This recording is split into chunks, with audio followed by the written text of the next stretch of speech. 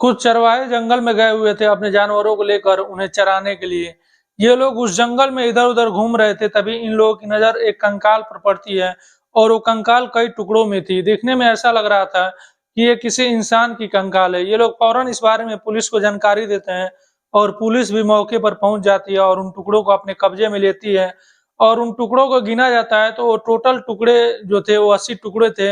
यानी कि एक इंसान के 80 टुकड़े मिलते हैं उस जंगल से और पुलिस इन टुकड़ों को लैब भेज देती है और उस जंगल में और छानबीन करती है। उस जंगल से एक जीन्स पैंट मिलता है और एक आधार कार्ड मिलता है और उस आधार कार्ड के जो एड्रेस थे, जो उस पर नाम लिखा हुआ था, उस व्यक्ति के घर पुलिस पहुँचती है और वहाँ जाती है तो पता चलता है कि ये वही व्यक्ति है जो कुछ महीनों पहले गायब हुआ था और इसकी कंप्लेंट पहले से ही पुलिस स्टेशन में दर्ज कराई गई है। अब तक पुलिस जिसे गुमशुदा मानकर तलाशी कर रही थी, अब उसका कत्ल हो चुका था, उसकी लाश मिल चुकी थी, तो अब कातिल को तलाशना था और पुलिस जब इस मामले में छानबीन करती है, तो जो कातिल था वो भी पकड़ा जाता है और जब उससे पूछताछ होती है, तो एक बेहद ही खौफनाक और दर्दनाक कहानी निकल कर सामने आती है। नमस्कार, सलाम, सत श्री अकाल, मैं हूं मुस्तफ़ा और आपका स्वागत है मेरे चैनल पर। आज जो मैं कहानी सुनाने जा रहा हूँ, ये कहानी मध्य प्रदेश के रीवा से है। रीवा में एक थाना लगता है मऊगंज थाना और इसी मऊगंज थाने के इलाके में एक गांव है छुइया गांव। इसी छुइया गांव का एक व्यक्ति जिसका नाम इंद्रलाल गिरी है और उस दिन तारीख थी 4 अक्टूबर 2021 का। ये मऊगंज थाने पहुंचता है और इस व्यक्ति की उम्र तकरीबन 50 साल है और मऊगंज थाने जाकर एक रिपोर्ट दर्ज कराता है। ये बताता है कि साहब मेरा बेटा जिसका नाम विकास गिरी है और उसकी उम्र तकरीबन 23 साल है, वो 3 अक्टूबर से ही गायब है और हमने उसको काफ़ी ढूँढा तलाशा, लेकिन वो नहीं मिला। आप लोग हमारी मदद कीजिए और हमारे बेटे को ढूँढ दीजिए। पुलिस भी ये रिपोर्ट दर्ज करती है और रिपोर्ट दर्ज करने के बाद विकास गिरी की तलाशी शुरू करती है और छानबीन शुरू करती है। लेकिन विकास गिरी के बारे में कोई जानकारी और कोई सुराग नहीं मिल पाता है कि आखिर विकास गिरी है कहाँ?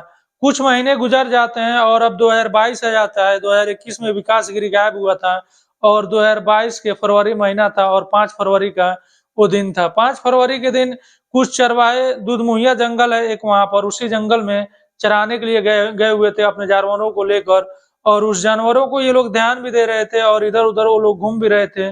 तभी इनकी नज़र वहाँ एक लाश पर पड़ती है जो कंकाल बन चुका था और उस लाश के कई टुकड़े थे। ये लोग फौरन इस बारे में पुलिस को जानकारी देते हैं और पुलिस भी उस जंगल में पहुँचती है। दुधमुहिया जंगल आती है और उस लाश को अपने कब्जे में लेती है। ये कई टुकड़ों में थे ये लाश, ये इन टुकड़ों को गिना जाता है तो पता चलता है कि ये टोटल 80 टुकड़े हैं और इस लाश के टुकड़ों को पुलिस एफएसएल लैब भिजवा देती है और उस जंगल में छानबीन करती है पुलिस। तो उस लाश से कुछ ही दूरी पर एक जीन्स पैंट पड़ा हुआ था और उस जीन्स पैंट को पुलिस अपने कब्जे में लेती है और उस जीन्स पैंट के जेब में तलाशी करती है, तो उसमें से एक आधार कार्ड मिलता है और कुछ कागजात मिलते हैं। पुलिस ये आधार कार्ड लेकर उस जगह पर पहुंचती है जहां का ये व्यक्ति था, जहां का ये आधार कार्ड था और उस व्यक्ति के घर पहुंचती है जिसके नाम से ये आधार कार्ड था। जब वहां पुलिस जाती है तो पता चलता है कि ये वही व्यक्ति है जो अक्टूबर 2021 में गायब हुआ था और इसको काफी तलाशी की गई, ढूंढा गया, अभी तक नहीं मिला है। पुलिस वाले ये जीन्स पैंट उस परिवार के लोगों को दिखाते हैं तो परिवार के लोग पैंट को देखते ही पहचान लेते हैं, लेकिन अभी भी पुलिस कंफर्म करना चाहती थी, इस वजह से परिवार से डीएनए सैंपल लिया जाता है और ये लैब भेज दिया जाता है और जब रिपोर्ट आता है तो ये पता चल जाता है कि ये जो लाश मिली है ये उसी लड़के की लाश है और इसी परिवार की ये लड़का है जो कुछ महीनों पहले गायब हुआ था। पुलिस अब तक जिसको गुमशुदा मानकर तलाश रही थी, अब उसकी लाश मिल चुकी थी, तो अब कातिल को तलाशना था। अब ये चुनौती थी कि आखिर इस व्यक्ति का कत्ल किसने किया है। पुलिस इस मामले में छानबीन और तफ्तीश शुरू करती है। सबसे पहले परिवार वालों से पूछताछ किया जाता है। परिवार वालों से पूछताछ के दौरान कोई भी ऐसी जानकारी और सुराग नहीं मिलता है जिससे कि कातिल के बारे में कुछ पता चल सके। पुलिस जितने भी विकास गिरी के करीबी दोस्त थे उन सबको उठा लेती है और उन सब से पूछताछ करती है, लेकिन कुछ जानकारी नहीं मिलता है और इस बारे में कोई भी सुराग नहीं मिल पाता है। अब परिवार वालों से दोबारा पुलिस पूछताछ करती है तो परिवार वाले बताते हैं कि साहब मेरा बेटा यानी कि विकास गिरी पौधारोपण का काम करता था। वो गवर्नमेंट से ठेका लेता था और जंगलों में पौधा लगाता था और परिवार वाले बताते हैं कि मेरे बेटे का एक बिजनेस पार्टनर भी था जिसका नाम यूनुस अंसारी है और वो दुधमुहिया गांव का रहने वाला है।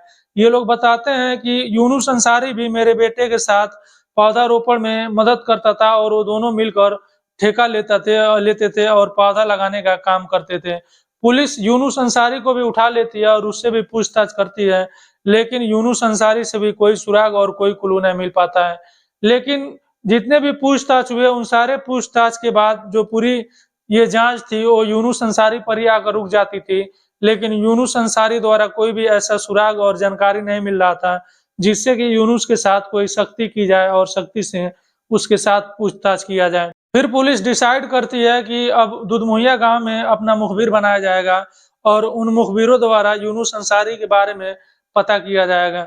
पुलिस दुधमुहिया गांव में अपना कुछ मुखबिर तैयार करती है और कुछ ही दिनों के बाद मुखबिरों से ये खबर मिलती है कि साहब जो यूनुस अंसारी है वो कुछ महीनों से लोगों को जंगल जाने से रोक रहा था, क्योंकि जो यूनुस अंसारी का घर था वो जंगल के बिल्कुल करीब था और इसका गांव से बाहर घर था और ये जंगल के पास में था और जो भी लोग उधर जाते जंगल की तरफ उन्हें रोक देता, जंगल में नहीं जाने देता। जब पुलिस को ये जानकारी मिलती है तो फौरन यूनुस अंसारी को दोबारा उठा लिया जाता है और उससे दोबारा पूछताछ किया जाता है। इस बार पुलिस अपने 10 सवालों के साथ तैयार थी और इन 10 सवालों का जवाब जब उससे यूनुस अंसारी से पूछा जाता है तो यूनुस अंसारी नहीं दे पाता है सही जवाब और इन सवालों में उलझ जाता है और यूनुस अंसारी फंस जाता है।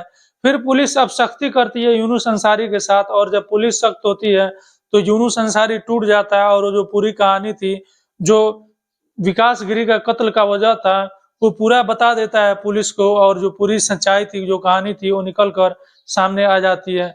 यूनुस अंसारी बताता है कि साहब इस कत्ल में मैं अकेला शामिल नहीं हूं बल्कि इसमें मेरा एक बहनोई भी है जिसका नाम सरताज है और हम दोनों ने मिलकर इसका यानी कि विकास गिरी का कत्ल किया है।